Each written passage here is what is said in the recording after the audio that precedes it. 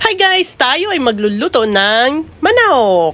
So, ayan, simulan natin sa asin, paminta, black pepper, white pepper, ang ano niyan ay onion and garlic na durog.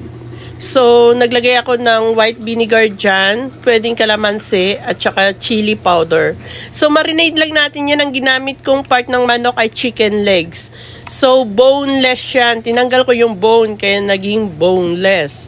Okay, pwede nyo pakuluan yung bone nyo, tapos lagyan nyo ng mga condiments, sabaw na, di ba? Tapos, hayan, may scallions ako, and then, hayan, yung ginger natin nag-iinarte. So, marinate natin ng 30 minutes, at kung gusto nyo ay magdamagan. Ako magdamagan eh. Tapos, hayan, ganyan-ganyanin natin. Nakita ko lang yun sa mga inchik, yung mga ginagawa. Pero, ang sarap. Masarap pala yung ganong technique. Tapos, yan, olive oil, konti lang.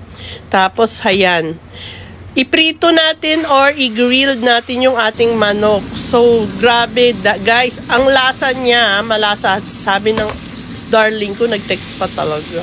Malasa. Yala. Okay. So, hayan yung ating pagkain ngayong hapunan. At ang ating kalahating itlog.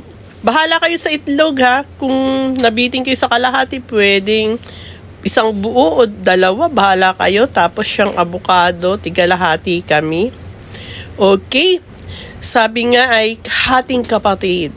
Okay guys, ganyan lang kasimple yung aming hapunan. At syempre hindi na magarbo at kung ano-ano pang aking niluluto sa ngayon. Dahil kunwari ay kami ay diet-dietan. So, hayan, pati avocado ay hati pa rin kami.